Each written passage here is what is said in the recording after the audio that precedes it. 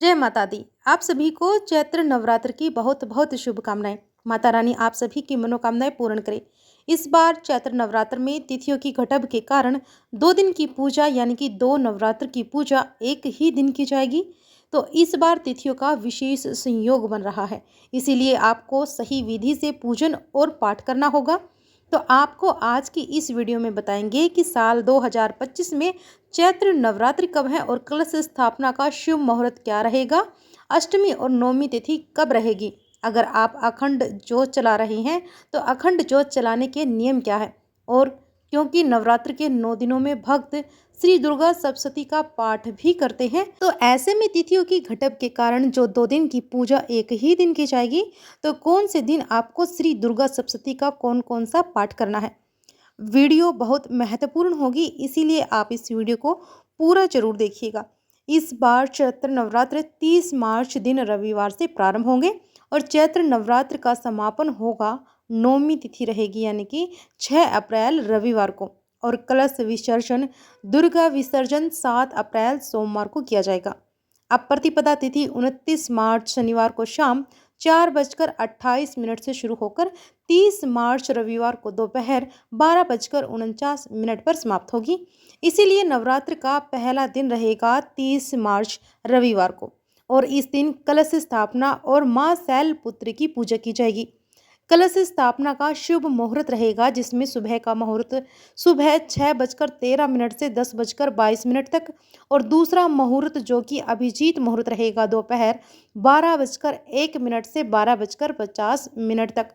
और इस बार दुर्गा अष्टमी यानी कि अष्टमी तिथि 5 अप्रैल शनिवार को रहेगी और नौमी तिथि 6 अप्रैल दिन रविवार को रहेगी। इस बार रविवार का दिन होने के कारण माता का आगमन हाथी पर होगा, जो कि बहुत ही शुभ रहेगा। 30 मार्च रविवार के दिन ही श्री दुर्गा सप्तशती के पहले दिन का पहला अध्याय भी पढ़ा जाएगा, और इस बार नवरात्र के दूसरे और तीसरे दिन की पूजा यानी कि मां ब्रह्मचारिणी और मां चंद्रघंटा की पूजा 31 मार्च दिन सोमवार को ही की जाएगी। तो यही वो तिथियां हैं जिस दिन आपको 2 देवियों की पूजा एक साथ करनी होगी, और इसी दिन 2 दिन के श्री दुर्गा सप्तशती अध्याय भी पढ़ने होंगे। तो इस बात का आपको ध्यान रखना है कि मां ब्रह्मचारिणी और मां चंद्रघंटा की पूजा इस बार अलग अलग दिन यानी कि द्वितीय और तृतीय तिथि को अलग अलग दिन नहीं करनी है। दोनों तिथियां एक ही दिन पड़ रही है, और सोमवार के दिन ही आपको दोनों देवियों की पूजा करनी होगी, और सोमवार के दिन आपको श्री दुर्गा सप्तशती के दूसरे दिन का दूसरा और तीसरा अध्याय और तीसरे दिन का अध्याय 4 भी पढ़ना या सुनना होगा। चैत्र नवरात्र का चौथा दिन रहेगा 1 अप्रैल मंगलवार को, और इस दिन मां कुष्मांडा की पूजा की जाएगी, और श्री दुर्गा सप्तशती का अध्याय 5 और 6, 7 और 8 पढ़ा जाएगा। 5वां दिन रहेगा 2 अप्रैल बुधवार को। इस दिन मां स्कंद माता की पूजा के साथ साथ श्री दुर्गा सप्तशती का अध्याय 9 और 10 पढ़ा जाएगा।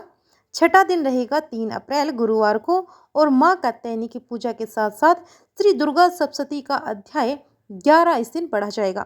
नवरात्र का 7वां दिन 4 अप्रैल शुक्रवार को रहेगा, और इस दिन मां कालरात्रि की पूजा के साथ ही श्री दुर्गा सप्तशती के अध्याय 12वें और 13वें का पाठ किया जाएगा। 8वां दिन 5 अप्रैल शनिवार को रहेगा। इस दिन मां महागौरी की पूजा के साथ ही देवी सूक्त का पाठ किया जाएगा। यदि आपको कोई अध्याय रह गया हो तो वह भी आप इस दिन पढ़ सकते हैं। नवरात्र का 9वां दिन रहेगा 6 अप्रैल रविवार को। इस दिन मां सिद्धरात्रि की पूजा होगी। इस तरह से 9 दिन 9 देवियों की पूजा की जाएगी। ध्यान रखिएगा कि इस बार अष्टमी और नौमी तिथि एक ही दिन नहीं है, बल्कि द्वितीय और तृतीय तिथि एक ही दिन पड़ रही है। अष्टमी और नौमी अलग अलग ही मनाई जाएगी। श्री दुर्गा सप्तशती के पहले अध्याय से पहले अर्गला किला के स्त्रोत का श्री दुर्गा कवच का पाठ किया जाता है। हालांकि नवरात्र के दिनों में भक्त पूरे 9 दिनों तक अर्गला किलक और देवी कवच का पाठ करते हैं। अगर आपके पास समय हो तो आप पूरे 9 दिन तक देवी कवच का पाठ पढ़ या सुन सकते हैं। नहीं तो आपके पास पहले दिन समय हो तो पहले दिन, नहीं तो जब 12 और 13वां अध्याय आपका समाप्त हो जाए तो उसके बाद बचे हुए शेष अध्याय आप पढ़ सकते हैं। आप बात करते हैं अखंड ज्योत जलाने के नियम और विधि के बारे में। अखंड ज्योत का हिंदू धर्म में विशेष आध्यात्मिक और धार्मिक महत्व है। इसे देवी देवताओं की कृपा प्राप्त करने और नकारात्मक ऊर्जा को दूर करने और जीवन में सुख समृद्धि लाने का प्रतीक माना जाता है।